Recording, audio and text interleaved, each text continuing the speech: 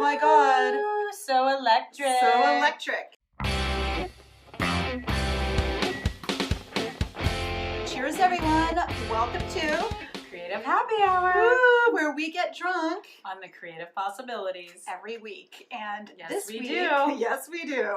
This week we are getting drunk on electric lemonade. And why are we getting drunk on this incredibly non-toxic looking libation? Oh yeah, this is so healthy. Yes, we are doing this because we are talking about electricity, technology, AI, and what happens when AI takes all of our frickin' jobs. Yeah. So we're going to Screw talk that about shit. Right, screw that shit. We're going to Yeah. talk about creativity, And creative why you entrepreneur- need it. Why it's important. why you need it to battle the AI. The future. Exactly. So we're going back to the future, you guys. Yes, we're drinking to the future because Absolutely. it's going to get crazy. It's going to get pretty electric. So And as you can see, we've also we've not done only did we ourselves dress up our drinks. Yes, we did some AI influenced makeup. Yes. And so let's drink this lovely drink and we will tell you how we made it and why we made it. Because such. I know everyone wants to make it. Everyone wants to make this. It's amazing. Okay, cheers again. Cheers. Let's taste our electric lemonade.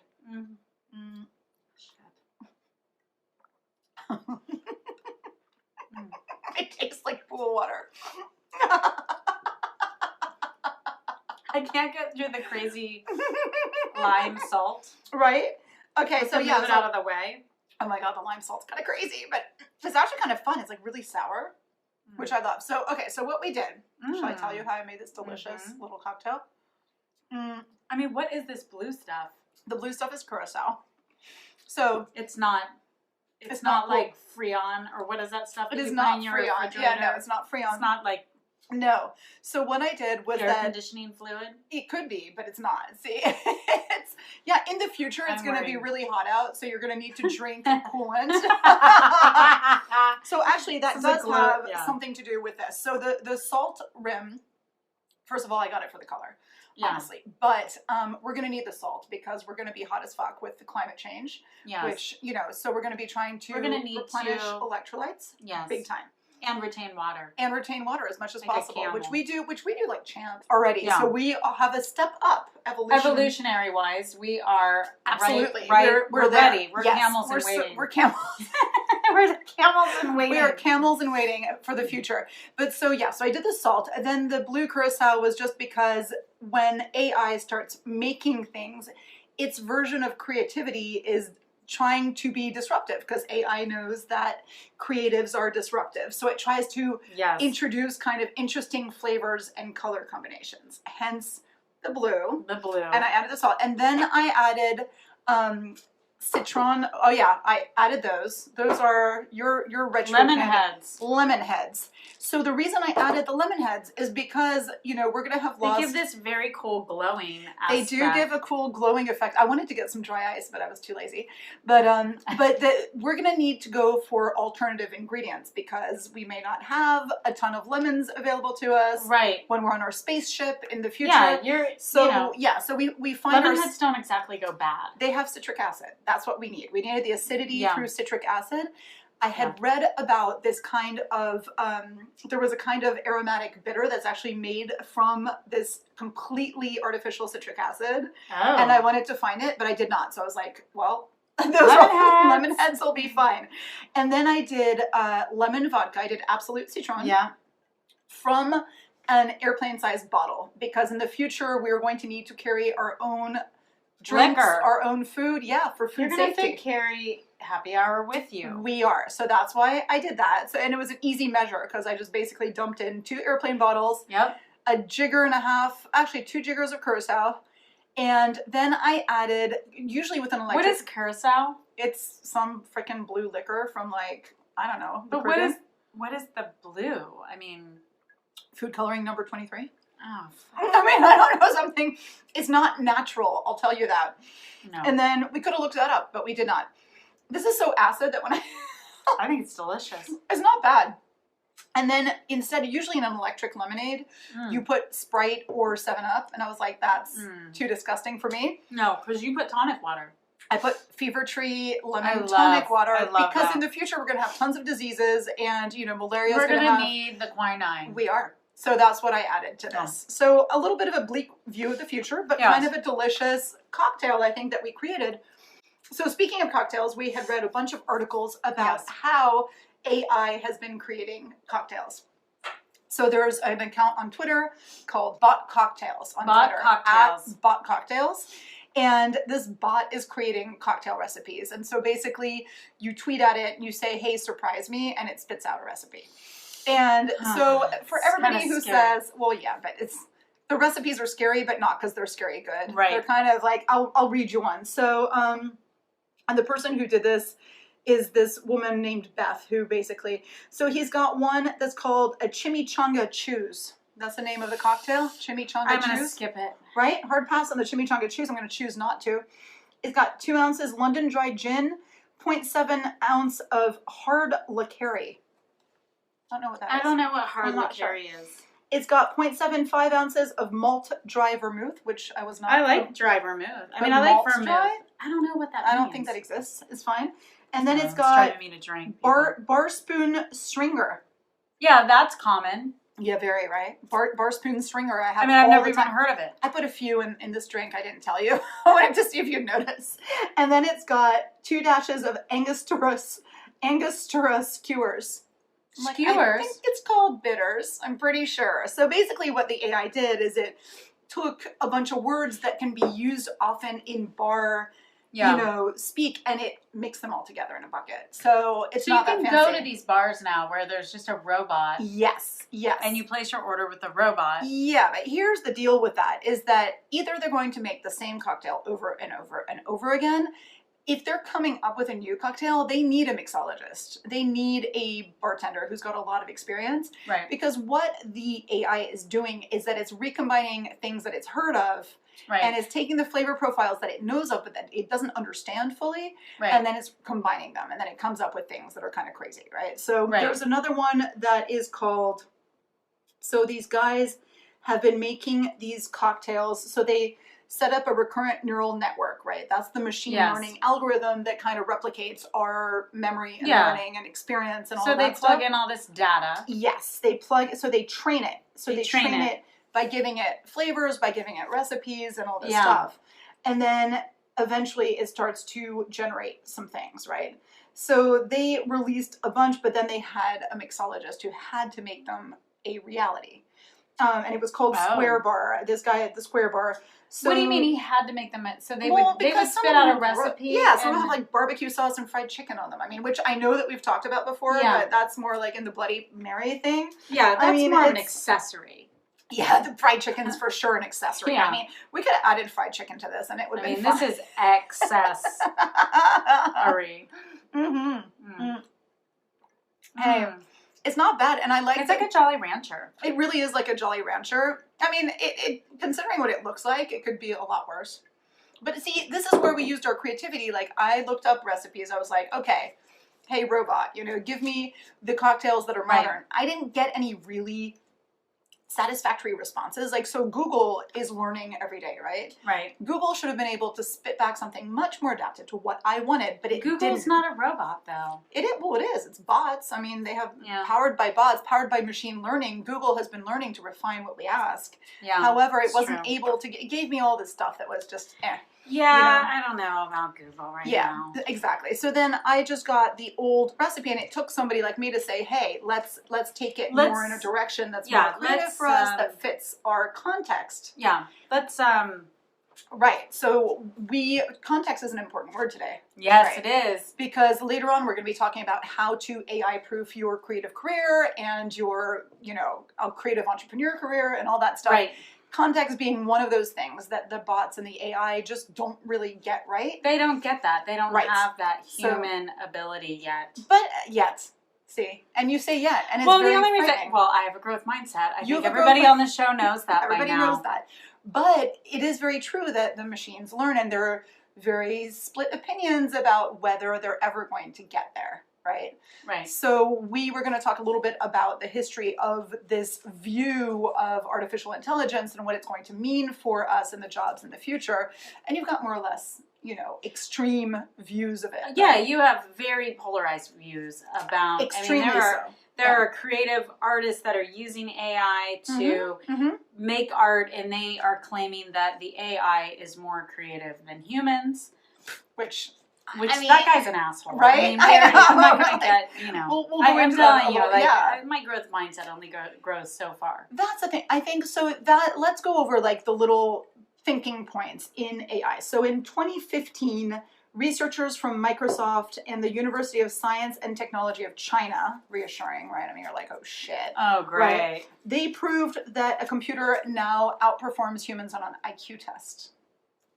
Yeah, but there are so many ways to define intelligence. There are, but IQ tests are problem solving. I mean, think about like when Watson beat that guy at chess. Yeah. That was only really a few years ago in the greater scheme of things. No, it's true. And it's true. We thought that was something so incredible. And now we're having... Well, they've got that game, the Go game in Asia. Oh, yeah. Yes, much more complicated. Yeah. And but now a robot it just completely came up with some strategies to win. And they're calling it like the divine one. You know, like that's where things get crazy, right? Yeah. You're like, at what point does this knowledge kind of... But you have to remember, I mean, I think the way I look at that is that some kind of game is a man-made... It's a man-made structure. That's a really good point. So it's really in the construct. And this is, this is what I was talking to. I was talking to a friend this weekend about aliens, and he happened to know a lot about it. And I was getting the download. And I'm not going to go into that right now. This is fascinating. I actually really want to know. But it was interesting because he was talking about time and how, time doesn't really exist in space, in the universe. Right. But it's a construct that humans create in order to organize our world, right? To understand things. Yeah. And so then I was basically disassembling his whole theory about the aliens, on a certain level, because, we have to remember that these robots, these rules, these algorithms, they're all created by humans. You're absolutely right. Once you start mixing chemicals together, you can get explosions, and you can get different things can come out of it, right? Yeah, but you're so right that when humans establish the rules for these games from the get-go, and it is a finite, even though there are a lot of solutions, there are a finite number of solutions. It's not real life, it's an artificial construct. So you're absolutely right, where when you've created a game, the game has limits itself. However, human experience doesn't have limits. Creativity doesn't have limits. So I think that that's where we start to get into the thing of like, at some point, the machine is missing that, strategic thing. I mean, like whenever you're making a decision to, you're in a situation like, I'm going to slay the dragon, or, I'm going to quit the job. I'm going to take the job. I'm going to buy this thing. I'm going to make this choice. I'm going to have a baby. I'm not going to have a baby. That's a yes, no. Yeah, you make the decision. But I would argue what AI can't do is think about how it's going to affect your relationship with so-and-so. Absolutely. And how you're going to feel about that decision that you made. Yes. And you're talking about context again. We're going to have a whole, we're going to have a whole I always get ahead of myself. You love getting ahead. I mean, it is a futuristic podcast. If you were a robot, you wouldn't be doing that. You'd be like... I would be like, it makes it much what's next, Karena? Tell me what's next, Karena. I would love that. It'd be awesome. Tell me what's next, Karena.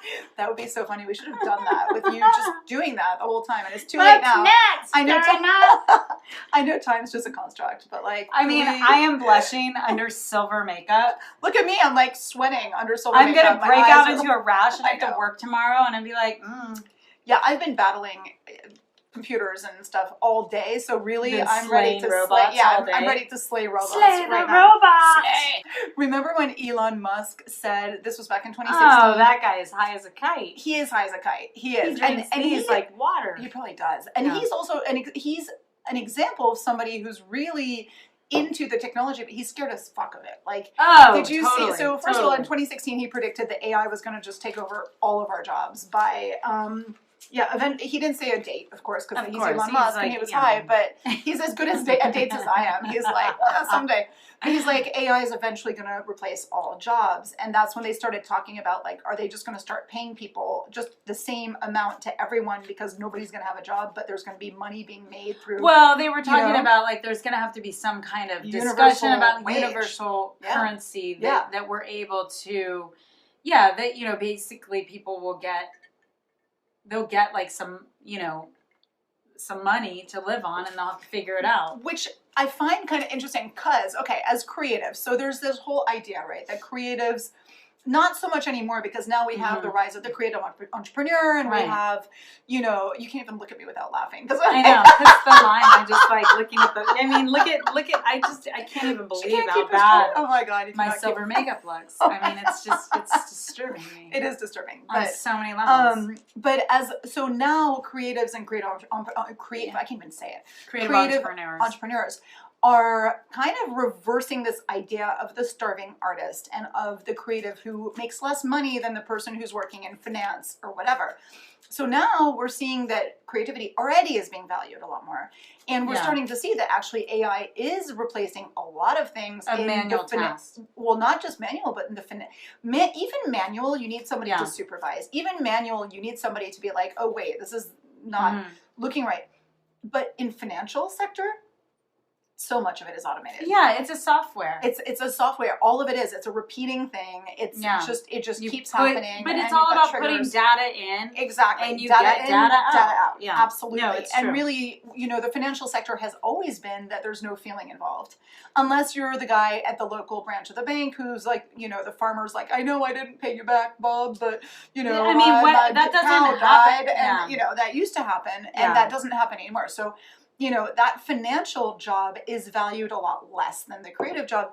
And so it'll be interesting if this universal wage happens. Well, it's going to be a complete, like, flipped upside down. It's going to be like, you know, the Wall Street guy has as much as the creative guy. It's going to get paid, you know, what the plumber was making. But, well, plumbers make a lot. But I think what'll be interesting is like the janitor. But I wonder what happens when all of a sudden everybody's not working, right? But they say that. That's the fear. But I don't think, you know, what Elon Musk also quickly said was that people will be freed up to think about much more creative things and that the realm of what we'll be thinking about is going to go so much further. Well, we can't even visualize. Yeah, I mean, I do think the terms in which we do business and the way that our transactions are done now. And I don't mean just like the literal transactions of like, oh, now I don't have to get cash out of my wallet. I can just Venmo you or whatever. Right. No, I don't mean that. But I mean like, but that also, I mean like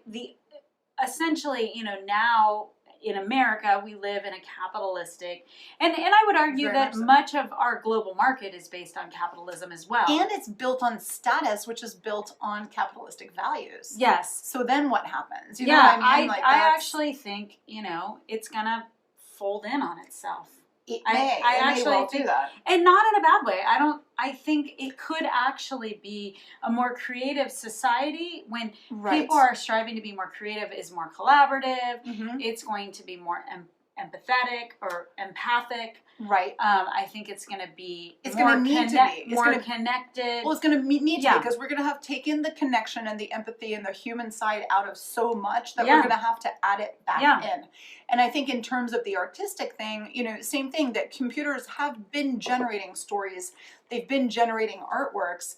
But really what they're doing is just digesting something that's been done before and spitting out something in the style. Well, I mean, I think the algorithm is as creative as the data entry person or the person writing the code or the person completely. You know. And so that's the thing of like, I think that, and what they've said too, is that the creativity becomes much less about the output and much more about the experience. Yeah. So you're selling that experiential thing when you're buying something, like now you want something that's farm to table because it's the experience, right? Of the farmer did this, you know that it's done by hand, you know that you went to the place and you bought it.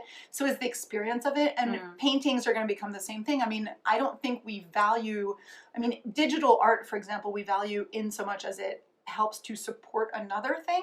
You know what I mean? Yeah. It's not art in and of itself. It's a product. No, it's a backdrop. It's a brand Mhm. enhancer. It's brand enhancer. So I Yeah. like that. So I think that there's collaborations happening with the AI, with the machine, with the, you know, non-organically produced, but then it's up to the artist and the creative to bounce off of that, to riff on it, to kind of take it a step further. But then I'm saying bouncing off of AI or bouncing off of that sort of machine stuff. Yeah, and I mean, that's not it's the a same either. support. It's a support for the creative. I mean, that's, you know, all the things I was reading is, you know, this AI is going to free creative teams up or support creative teams to have a vision and then be able to create it. And create things more and more complex and more and pulling more things from different genres, because that's the other thing with youth, right? Is that they're no longer, it used to be that an artist would be a painter, they'd be a painter for the rest of their lives, you know. And you look like Leonardo da Vinci was such an exception in that he was in all these different realms, but I think that now, you know, we are all able to be a Leonardo da Vinci in that sense that we can dabble. We don't have to put in the 10,000 hours because the machine put in the 10,000 hours. Yeah, that's kind of interesting, right? Yeah. So we have that 10,000 hours. I mean, Dr. Michael Bloomfield, who is creating, you know, he's an anthropologist, and he's creating the generator theory, which is, to him, the first actual theory of creativity. So it's kind of interesting. But I mean, well, he's the good guy for us, for the pro-creatives. Yeah, I mean, he's come up with the theory, because we have Robert Weisberg, who's the one who's anti-creativity, who says there's something special about creativity, that is just a form of intelligence and practice. And he's the one who also kind of started with the 10,000 hours that then Malcolm Gladwell jumped on.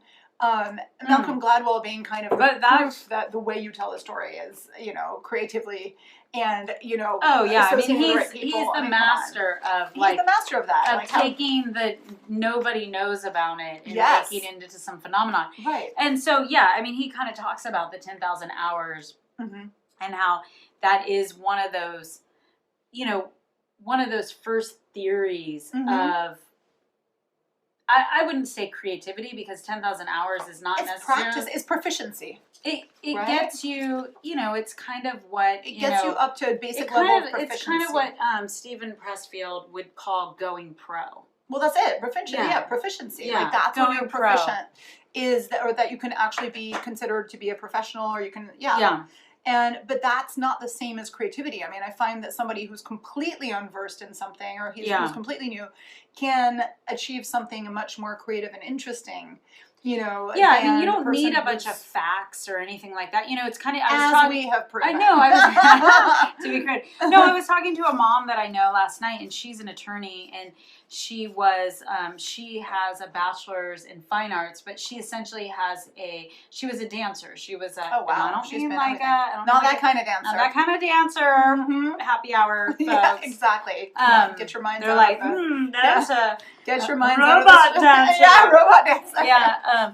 No, but she was a ballet dancer. Wow. And her dad was like, you're not going to be able to support yourself as a ballerina, homegirl. Well, ballerina is a difficult thing. But no, it is. But she basically said, you know, she said, well, I'll tell you, you know, I took the LSAT and I studied for the LSAT. It's all about logic and sequence. All of it. You don't actually have to know any topic. No, I aced the LSAT. Like, I took the LSAT, I aced it because I'm a highly logical character. Well, doesn't look that way, but I am. And but so, she argues that it has to do with the way that her brain works from dancing, learning sequences, all the music. Yeah. She was like, I had these very, like, you know, structural ideas of how a sequence works or how you build. It was very visual to me. The LSAT was very visual to me. So that was a creative way of seeing pattern, which is what the AI does, but in a mathematical sense. She did very well. She does very well in her law field. No doubt. And she has an undergraduate in a creative field. Right. You know, and which I find super so interesting. I want to bring her on the show. Oh, that would be amazing. Yeah, but I find, so that's super interesting, because I think that law is something that can be augmented and aided by The Well, AI, it's all about context. It's all about, but it's all about context. interpretation. So, exactly. So you've got the AI is going to help you to see all of what happened before, all of the cases that came before and how they played out, and you know what the strategy is and everything else. But then it takes a human to put that into a compelling story and bring it in context, put it together, developing the empathy and create an argument and creating an argument, and then you're going to have the people, you're going to have your jury and the judge, and you want to make them feel something, right? And that's something that you want to persuade them. Yeah, a machine can't persuade you. No, it can feed you logic until you're like, okay, got it, this makes sense. And that's also where they say they used to think that medicine, I mean, a lot of the reading of, you know, x-rays or all this stuff is going to be taken care of course, by AI, but you still need a doctor who's going to look at it and be like, yes, I know that that's what the majority of cases say, but I have a feeling that there's something else. Yeah, and that was also Malcolm Gladwell's Blink. He says everything. Yeah, how you make a judgment. That your subconscious actually will pick up. Yes. It will actually, make a decision about something. Yes. Well before your conscious mind is even aware of it. And so it'll say, oh, you've already chosen your husband or wife. You've already, and he uses, I think he starts the book, I mean, I read it years ago, but where they had the art that was considered falsified, and they were like, oh, but it has papers, and 10 of the somebody just had a feeling, and there was one person that was like, something's not right here, and he was right. Yeah, it's that niggling feeling that, and that's something that the subconscious was picking up this inconsistency in the vibration completely, and that's something that a machine isn't necessarily going to pick up. No. At all. So that's an interesting... a machine can probably pick up a margin of error. Like, we would potentially have this much error. Yes. But a machine's going to spit it out. I mean, depending on how... Because, again, the machine's programmed But why would it care if the art's fake or not? Exactly. Why the fuck would it care? Exactly. A, it won't care. But B, okay, it's got a margin of error, but what's the acceptable margin of error? So if it's been programmed to have a margin of error that's 2% or whatever, which is not big for a machine. Well, it just depends on how much data it is. Right, but if you just misidentified a Picasso as something else in that 2% thing, and you're not even going to tell people like, well, more or less, you're a machine. You're going to be like, this is real. There's no moral code of ethics. No moral code. No, exactly. So there's no, and all of that. So that's also that lack of morals, lack of empathy, lack of context is why a machine. Lack of consciousness. And that's why a machine cannot lead a group of people. It can't collaborate in reality with people because it doesn't care. And it's not going to know, because like, for example, they're saying machines are much better at putting together groups of people to work, like, because they're going to, do a personality test, run it through, see their experience, see how they, The biggest human experiment is online dating. Oh my God. Yeah. I mean, online dating is the biggest human experience in AI, I think. I mean, a little bit, except, okay, so go on and tell me what you think about it. Well, I mean, I just think it's interesting because you put in all your information. And again, it's all about what you enter in, the data that you enter in. Nobody knows if it's true or false. Oh, nobody knows. Nobody knows. I mean, you could be, 120 today and 250, a couple weeks from now. Depending on how many donuts you're eating. and so... Or how many of these you're having me? Oh my God! I know. So I mean, the thing is like your algorithm result is as reliable as the information you feed it, and so but like let's now. So how many people have told me they've done online dating? They're like, he had a picture, he looked really good, and he said that he did all this stuff, and really he was a lazy piece of shit. Right, but now look what happened. She can't look at me without choking or laughing. It's so sad. God, do you know I need an airhead. Yeah, have another airhead. All right. So no, but which dating app do people use most now? Tinder. Okay, and what's Tinder? Disgusting. I don't know. It's like it doesn't matter. Swipe. Okay, and what is that? Face recognition.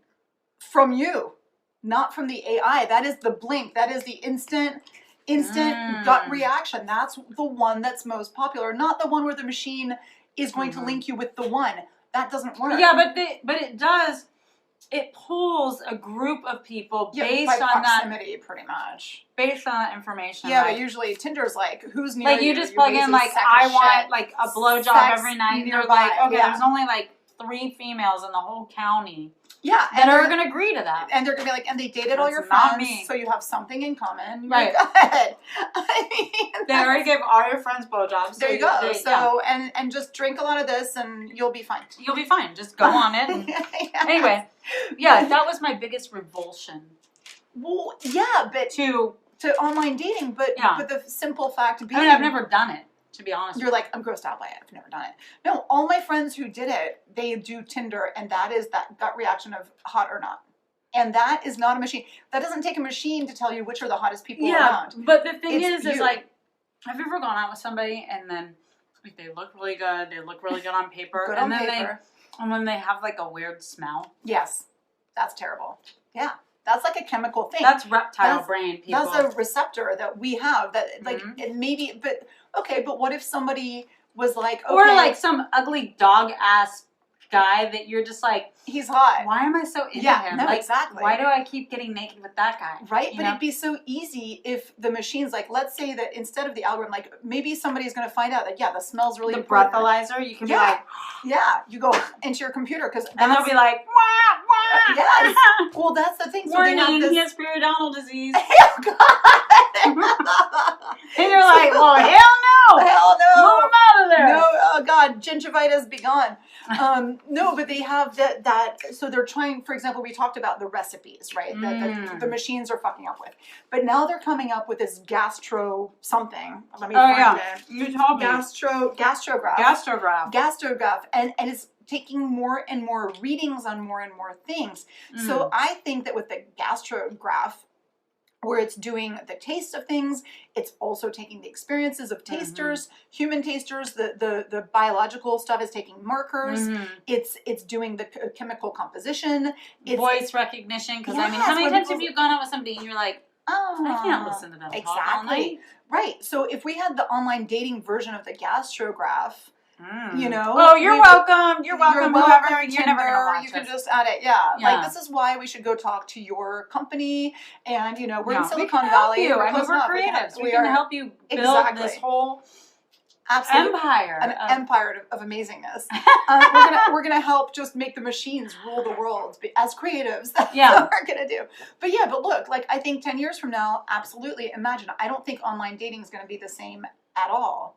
Because they're going to have added a lot more things. They're going to measure your freaking face, and they're going to spit back an algorithm of like, okay. They're going to be like, you guys are going to have really, like, fucked up babies. Yeah.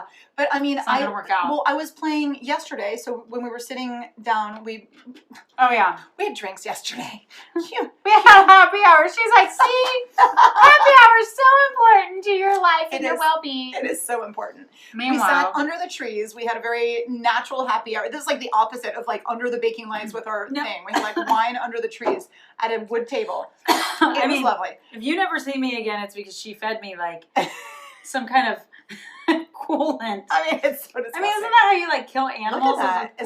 It's really. I drank the whole thing. I know you did. It's pretty good. I don't think we have any left. Shit, we can pour some wine. You know, but we sat at happy hour. And we sat at happy hour, and before she showed up, we had a couple with 2 children, and I was talking about how couples end up going for somebody who kind of resembles them in terms of like the facial structure and everything. Yeah, and so there's an app called Face Film. Check it out. It's kind of creepy. So you take a picture and of you, your spouse, your kid, whatever, and it'll morph between them, and you end up seeing like how completely similar you actually look. Oh, that is so creepy. Freakiest thing. It's super creepy. But that tells me that if you had your face scanned for the dating apps, and then if you, blew into a little breathalyzer and like scraped your underarm, I think that would be 98% more. Of course, you wouldn't have that like little blink. You wouldn't have that, you know, but you'd get closer, and that's what I'm talking about. It takes a creative like me to come up with like, you know, the facial recognition. I'm actually seeing the script right now. Like, this whole thing happens, and then they're completely perfectly matched for each other. Completely, yes. But one of them doesn't agree to it. Yeah, can you imagine? Terrible. Oh my god, it's a great script. Right? And the whole movie, it's like new. Yes. And they won't set the other person up with somebody else because they're like, no, you're perfect for each other. No, this is, and like every time they get close to being together. Yeah. Oh my god. But then in the future, we're all going to have a chip, like a microchip, so like she can zap them with the mic, like, you know. Abort. She already has it. Abort. She already has one on her husband. And the my, microchip. and my dog. Find my Abort. Find my husband. Well, our dogs have microchips. I'm wondering if I could program her microchip so she stops being so weird. That'd be amazing. She's doing some weird shit today. Fiona's being really weird today. Really weird. We love to talk about Fiona. Oh, like we can talk? Like, right? We're like shimmering. We're totally normal. I mean, we look like we got, like, put our face in them. Oh my god, but Fiona's super weird. No, she was happy. Whatever happened earlier, she was very pleased with herself. That is weird animal instincts, and that a computer. Weird, like she was so happy. She was like, ah! She's so crazy. Yeah, let's not talk about Fiona anymore. Maybe she'll be back to normal next week. I don't know. But yes, so let's talk about. Let's get back on track. Well, let's get back on track because we went down some weird robot road. AI road, but. So let's forget the thing of like where we get scared because, you know, it's rise of the machines and, you know, the robots are killing us all. But how can we as creatives, like what are we going to do to protect ourselves, to keep the value going in what we're doing so that we're not relegated to that like universal income that we want to be the rich ones when this shit hits the fan with yeah, AI. we want to be the leaders of the robots. Hell yeah, we do. So I think what we need to do. be a robot leader. Yeah, hell yeah. Not a thought leader, a robot leader. Robot leader. I like that. Well, okay, well look at that too. Look at the thought leaders.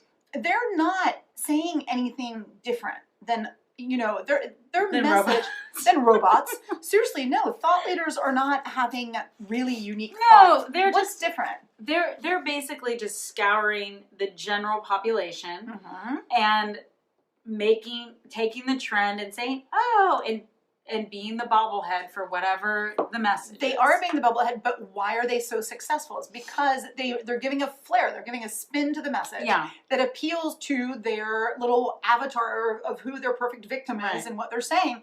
And so those people, they have super fans who are receptive to what they're saying. Yeah.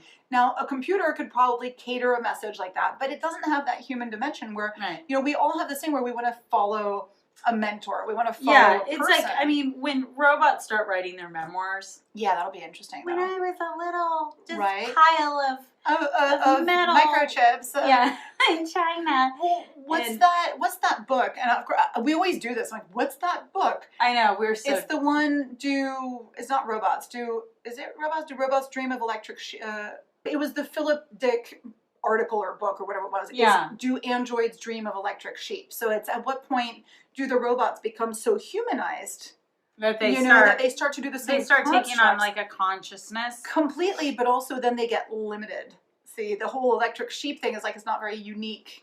Right. But it's like they've kind of fed into this human programmer's vision and not gone any further, right? Yeah. Where, you know, is that idea of at what point does the robot stop being human enough for us to deal with it?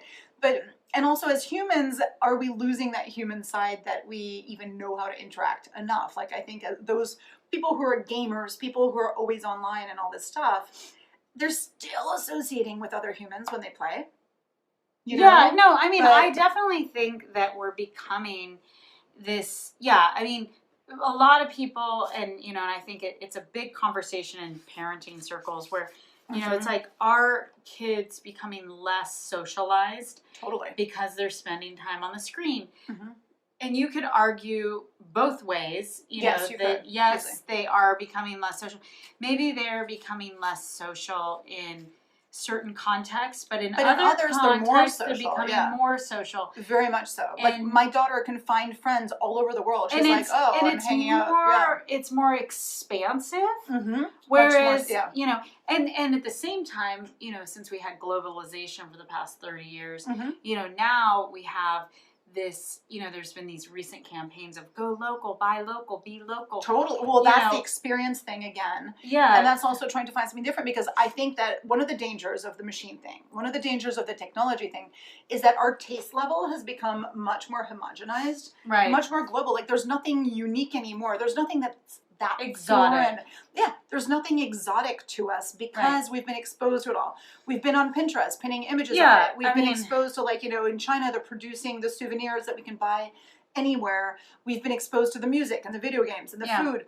So we're so global that we try to look for something novel that's not weird or unpalatable or ugly. You know what I mean? Yeah. How do we do that? Like, where do we go with that? And I think the go local. We come back home. We come back home. We come back to our roots. We come back to the human side. And that's, again, so let's go through. So how do you ensure your job security or your, productivity security in this? So you've got the context, right? So we were saying that, but I think the context is, where do you come from?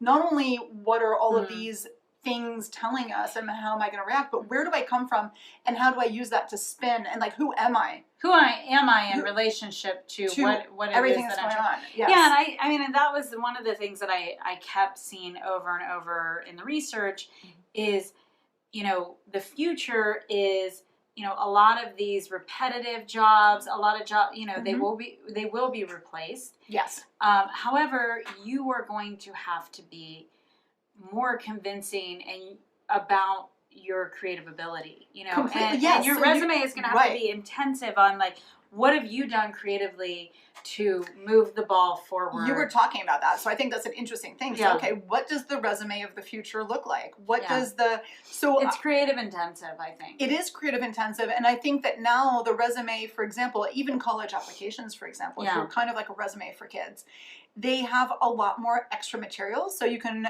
show a video, or you can show multimedia files, which is something that you couldn't do before. Yeah. I mean, imagine that before you were applying to a school, half of the time you couldn't even travel. You wrote an essay, and and that's it. You mailed it. Yeah. Now you can provide that. You can talk into a video. They feel like they've seen you. You can film something of you performing. You can post something that you've made. You could 3D print something to be shipped to them. You know what I mean? So you so can, and then you can somehow creatively persuade through your unique expression completely. And I think whether you're a fit for their culture, whether you're a fit, and then in the resume, if you're trying to prove your creativity. So how would you go about that? How would you go about proving your creativity if you were doing the resume of the future and you're applying to some I job? guess it depends on what kind of creative position you're trying to get. But I mean, I don't know. I mean, that's okay, but you're an extremely smart, like, you can improvise well, you can jump in. I was thinking of this when you mentioned it the first time, and I was like, oh, yeah, sure. And then I was like, oh my God, I don't know. Resume of the future. I mean, it really would be like, send them an episode of Creative Happy Hour, or totally, yes. So the extra materials, for sure. And then I think maybe examples of how you problem solved and collaborated. Yeah. And how you were a leader, and how you, like, because all of those things, those human qualities, like, how many different people was I able to get along with and motivate? How many, how many times did I manage to come up with an idea that actually made everybody feel better rather than just being more successful? Did you inspire? Did you, yes. Were you able to generate some kind of feeling among your and I think your team? Exactly. And I think that participation in experiences is a big part of that. Like, did you spearhead and participate in experiences that brought the team together? Right. And that gave them a feeling that provided value to their day? Because I think that you've got the value of what you're producing, but you've got the value of participating in something that seems to become less and less meaningful because it's the results so far away or so foreign because it's so abstract. Right. So how's the experience of doing that? Well, I think that's why this, Dr. Michael Bloomfield, the co-founder of Creative Being, he's trying to, he sees the writing on the wall. So he's essentially trying to create the theory of creativity and defining it in terms that people can actually, it has these definable attributes and characteristics. Right, so right now it's like, oh, are you someone who can use QuickBooks or use Excel, or it's like right now we have all these definable qualities of like what it means with Microsoft, what it means to be in the workforce. Like I show up on time. It's like, well, we may live in a world where you don't have to show up. You can just log on to your virtual, your virtual whatever doorway. Right. And portal. Your portal. virtual portal, kind of like Star Trek. Well, yeah, or like what's the one that Beam me up, Scotty. What was it? The book.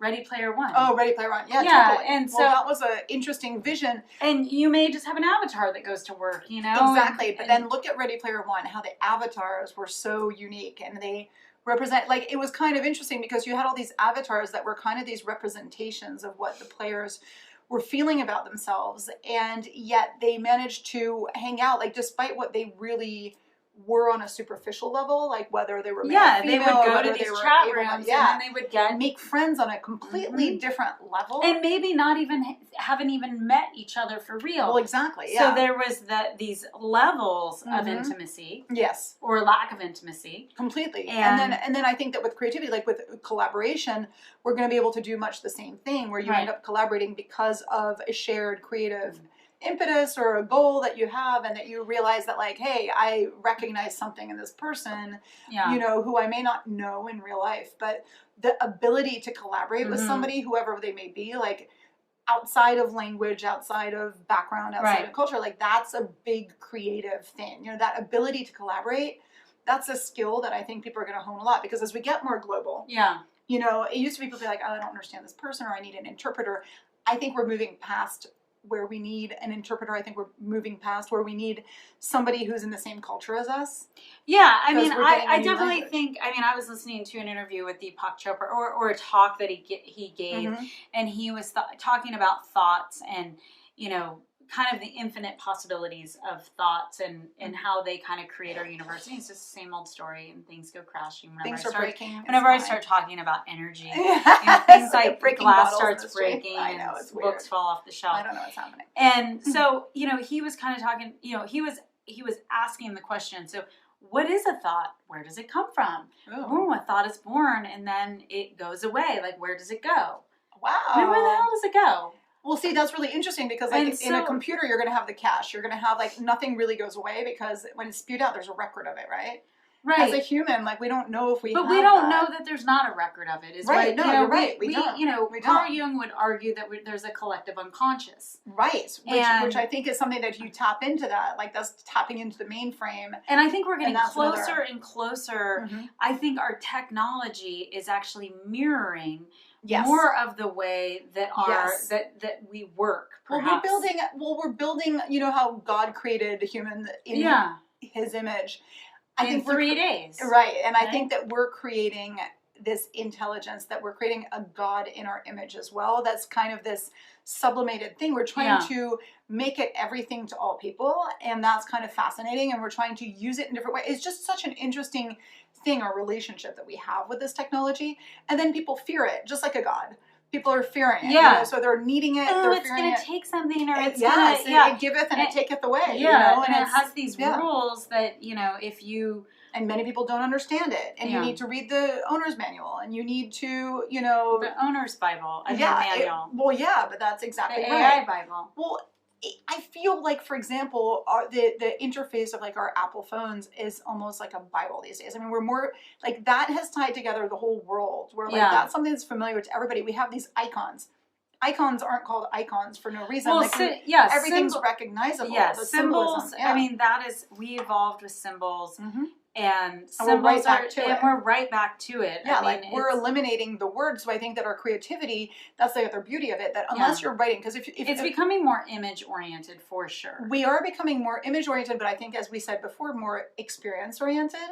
Because I believe that the music and the writing are going to get closer and closer, like machine creative music, or creative music and writing are going to much more formula oriented, and I think that they're going to be able to be, except for the people who really know what they're looking at, I think that it's going to get closer and closer to the real thing. We're going to be producing all this content, and none of it's going to be awesome. It's not going to win awards, but it's going to be good enough to entertain. Right? Well, yeah, like if you look back historically, it's the actual material that we were desiring, paintings, and there were certain types of creative output that we were craving as a society or as a human experience. Yeah. And now, and even the things much more formulaic. Yeah, and even the things that you defined as creative, I mean, now we're like, oh, Einstein was a creative entrepreneur, or you know, I mean, we didn't look at him. We looked at him more as like a physicist or a scientist, and we looked at him as kind of a weirdo. I mean, and he was kind of a weirdo. We're like, oh, but look how he entered.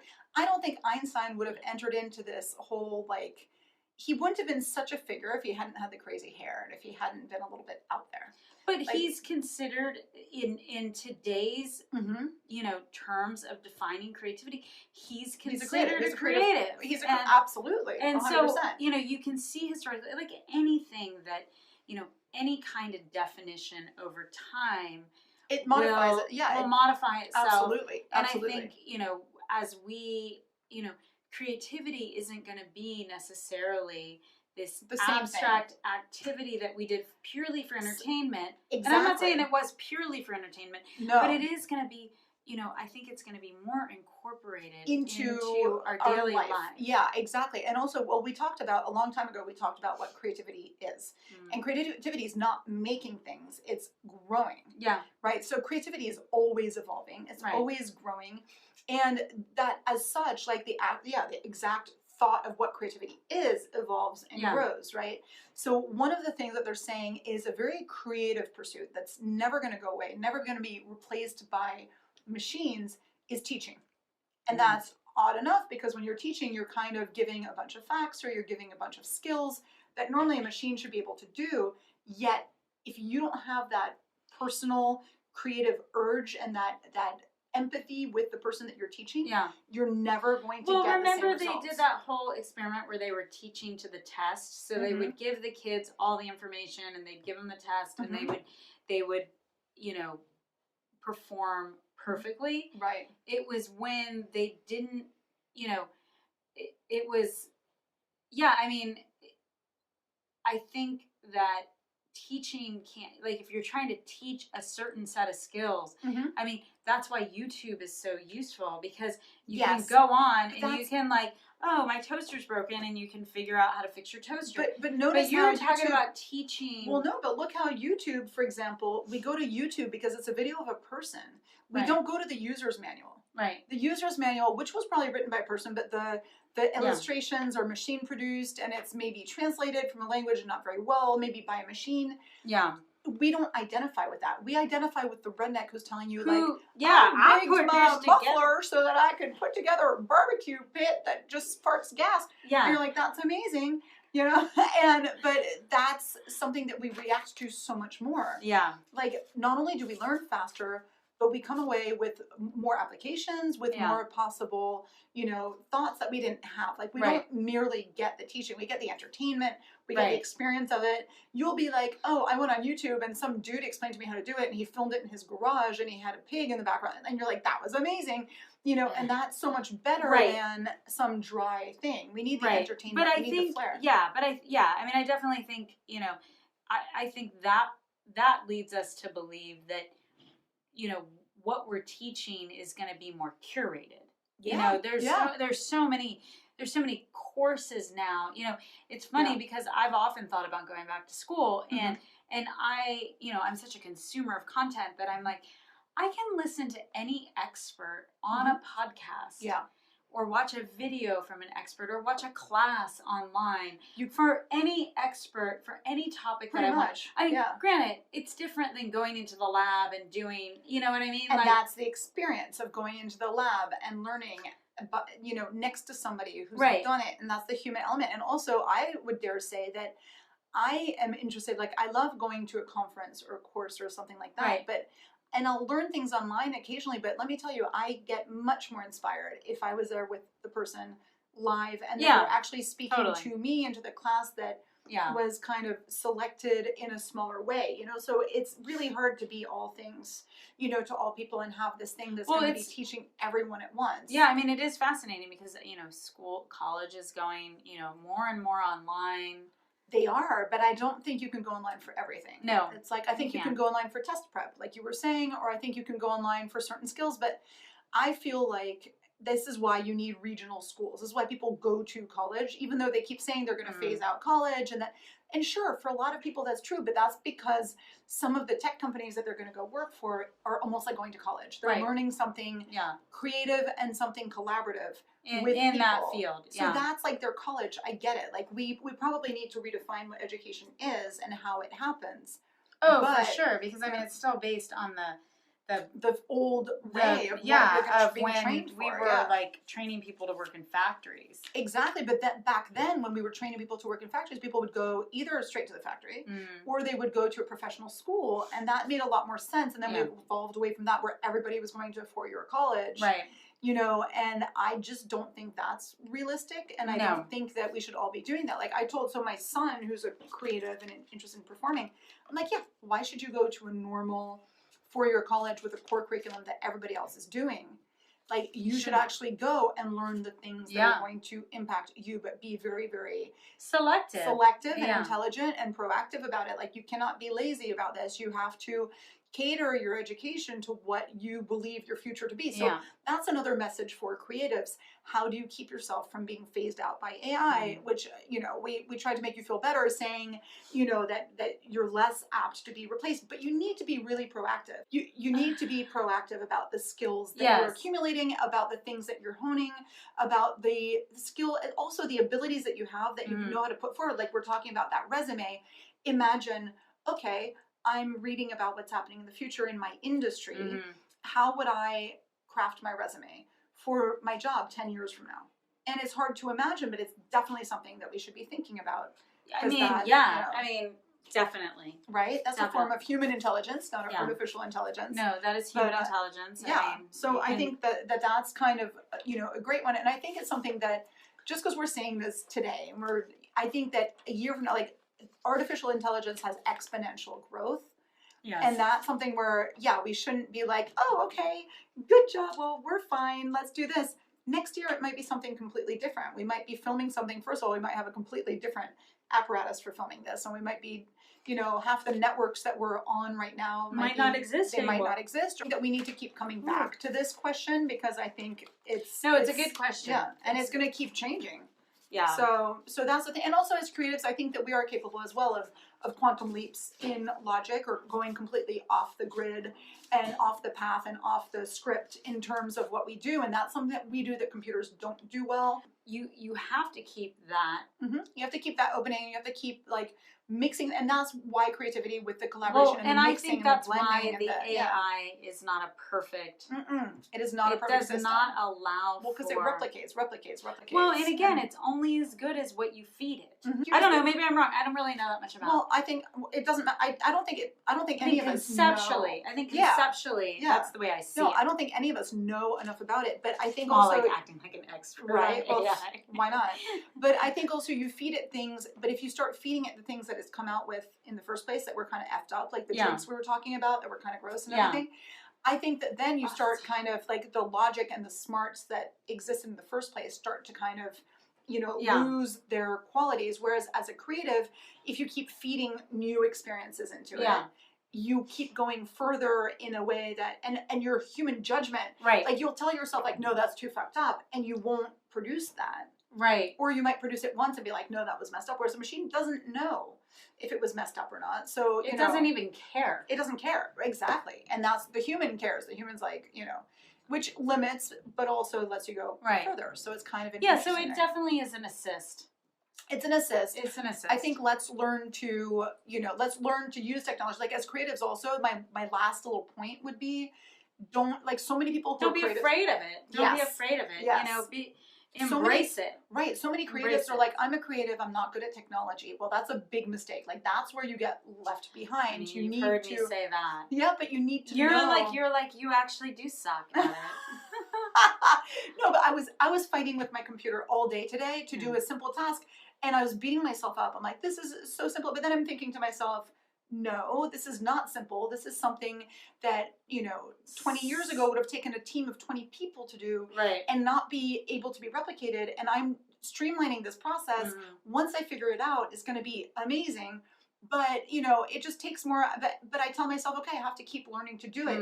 That's why every time a new app comes out or a new like version of Photoshop or whatever, I plan on staying on top of it as long as possible, because I think that we limit our creativity if we can't do, unless we decide to be like, I'm going to be that hermit who's working in mud again, you know, to get back to my roots. Or you're going to be the president that like starts coal mining again. Oh yeah, that sounds really retro. Oh shit. Yeah. So listen, you guys, we're sugar hide out. We've had too much of our electric lemonade. We're about to barf. I think we need some pasta or something. Some old-fashioned pasta. Yeah, we need to spike our insulin again. Oh my god, this is crazy.